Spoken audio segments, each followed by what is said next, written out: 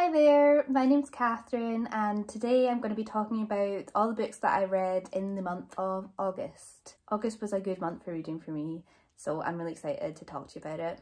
I started off August by finishing a book that I'd started in July in the midst of a move, so it took me a while to read it, but it was really enjoyable. It was The Book Eaters by Sunyi Dean. The Book Eaters takes place in an alternative modern-day United Kingdom in which a number of families of supernatural beings named Book Eaters are scattered across the country, living in secret to avoid humans. These beings survive off eating books, surprisingly enough, consuming the knowledge, but some amongst them are born needing more than just books to eat. They are called mind eaters and they need human minds in order to survive.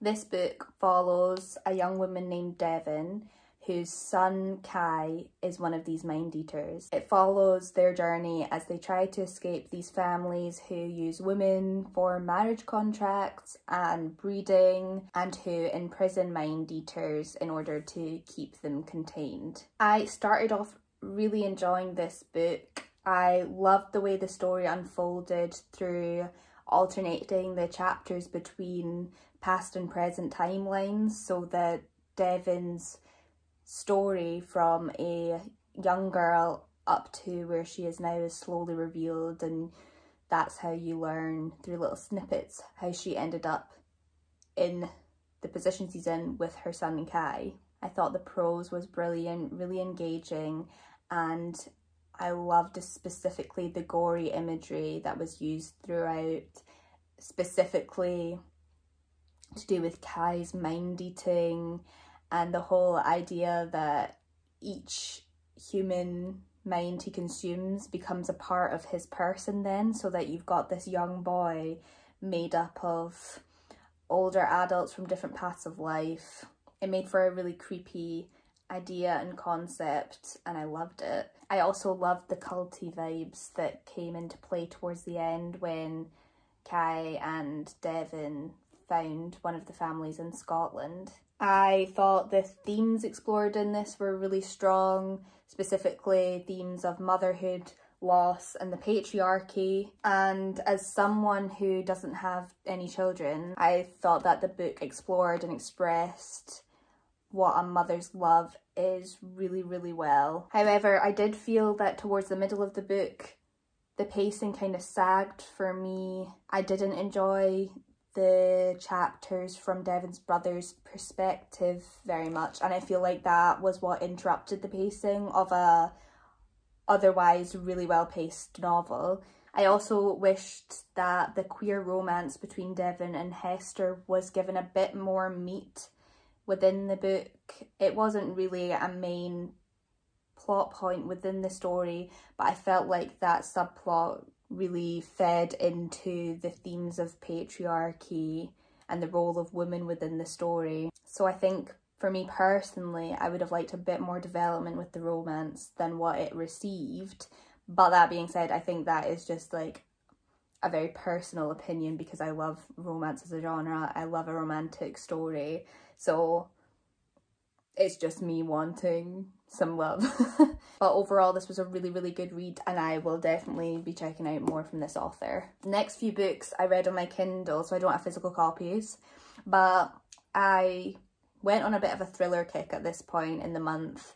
I read The Echo Man by Sam Holland. This book follows detectives Cara Elliott and Noah Deacon, who are investigating a series of seemingly unconnected cases of murders, all of them brutal and violent, but with no recognisable pattern between them. They soon realise that the thing connecting all these murders together is the fact that they are reminiscent of the ways notorious past serial killers have murdered their victims, and that they have a copycat serial killer on their hands who the press soon names the Echo Man. This is Sam Holland's debut novel, and coming from someone who doesn't read a lot of thrillers but watches a lot of thrillers and wants to read a lot more thrillers, I loved it. It was truly spine-chilling. I don't get that scared reading books. I find films and television series meant to scare you much more scary. I think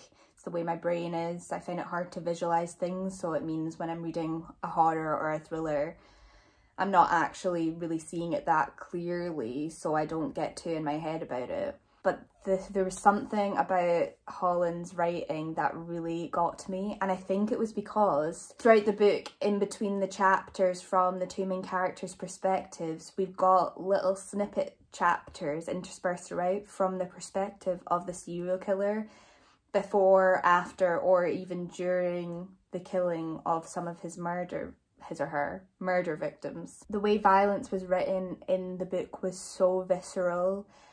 Sam Holland didn't hold back with the gore, really, for my standards anyway. I think I was surprised going into it how dark it was going to get, but I mean, it was perfect for me. I did not want to put it down. I needed to know what was going to happen next. I will say I did guess who the killer was. I think I started to suspect it maybe just before a midway point, and then was going back and forth in my head. And I'm not usually very good at that, but I think maybe what I would say is it could have been the clues going throughout the book could have been a bit more subtle. That being said, I got a lot of satisfaction myself from guessing who it was, so it didn't detract from it at all, and it made me want to keep reading Sam Holland's books. I'm gonna follow her definitely, and so I did. I finished The Echo Man, and then I did a little bit of Googling straight away after, and I found that she had just published this year her second book, The 20. So you bet your bottom dollar that went straight in my Kindle basket, and I dove straight in. So this book was set in the same universe as The Echo Man, but with different characters, although one of the detectives from the previous book did have a little cameo moment. The book follows Detective Adam Bishop and Dr. Romilly Cole, who are a divorced couple who are reunited when a number of bodies turn up, each with a number next to the body, seemingly counting down. These were reminiscent of a case of murders 15 years prior, which Romilly herself was connected to. So Romilly is sure that these new murders are connected to the murder she was involved with in her past, and she has to work with her ex-husband, who is a detective on the case, to figure out what's going on, and in the process a lot of truths from the past are uncovered along the way. Again, I really enjoyed this book for mainly the same reasons as I enjoyed The Echo Man. It was really gripping, the characters were so interesting and endearing to read, and again it was truly scary. It did the same thing where throughout the book you get little snippets of the serial killer's perspective, and I loved it. However, again, I did guess who the serial killer was halfway through the book, so if you don't like being able to guess who it is, you might not like this. But yet again, I found it quite satisfying. Not as satisfying as The Echo Man. I think I found this one a bit more convoluted, but I really do highly recommend both of these books if you need a quick, fun, disturbing read, an intensely gripping thriller to get sucked into. You'll like finish it in a day or two. You won't want to put them down. It was really fun. Continuing on to another thriller, after I read both of Sam Holland's books and realised she had written nothing else and I would have to wait, I did some more Googling to figure out what the next thriller I should read should be, and I decided on Jar of Hearts by Jennifer Hillier. This book follows Gio and Kaiser, who were friends in their childhood and whose best friend went missing. Her name was Angela Wong. She went missing when they were teenagers. The book starts 14 years later when Angela Wong's remains are found buried in the forest just behind Gio's house, and it's discovered that her murderer was Gio's boyfriend at the time when they were teenagers. This book is split into perspectives between Gio and Kaiser, who is now a detective, as Gio is sent to prison for being an accomplice in the murder, and we see her go to prison, experience that, and the aftermath of her getting out of prison and returning to her hometown, where Kaiser is investigating a new slew of murders that are reminiscent of the way Angela was murdered. At the same time, Gio's ex-boyfriend who murdered Angela has escaped his prison, and it's suspected that he's the one murdering again. This was definitely a different vibe to the other two thriller books that I read beforehand. It was much more slower paced, especially the sections from Kaiser's perspective. I didn't enjoy those sections as much, but I did enjoy Gio's perspective sections. I really enjoyed the section specifically when she was in prison. She was a really interesting character to read because you're aware throughout reading the book that she's keeping secrets from everyone in the town and her family, as well as from the reader. So you're constantly questioning what her motives are and how much you can trust her. But I really enjoyed her character arc. I thought the author did a really good job at showing the change in her as a person, from her going from her life before prison, during prison, after prison. And then you've got the flashbacks to when she was a teenager as well. I did find some plot points quite predictable, and I wasn't the biggest fan of the conclusion of the story. I thought the resolution of the serial killer mystery was quite lackluster, and I didn't like how the novel ended on a weirdly uplifting note. Felt a bit forced and out of nowhere and a bit unsatisfying to me.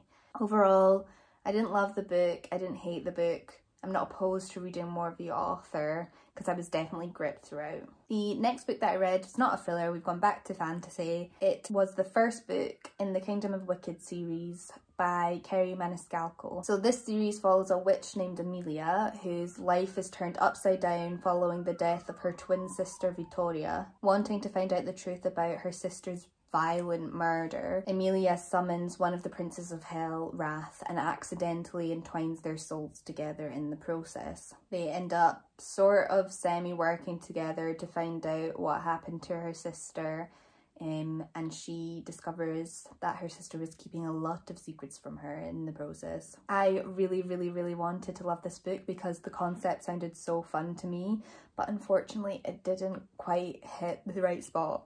I really liked Amelia as a character, and I loved the world that Maniscalco built. I thought the setting of Sicily with a secret magic witch society within it was really cool setting. But I thought that the tension and chemistry between the two main characters was really lacking. I wasn't invested in their relationship, and I found the plot and pacing of the story to be quite halted throughout the book. I just found that a lot of the book was just Amelia going from setting to setting, having a conversation with a new person, and any action that did happen didn't really add much to the plot for me personally. It didn't feel like anything was really moving forward at all, and often it just felt like more and more questions were being posed to me as a reader, but not enough answers were being given to make me grow more invested in the story. It was more just making me annoyed that I wasn't learning anything.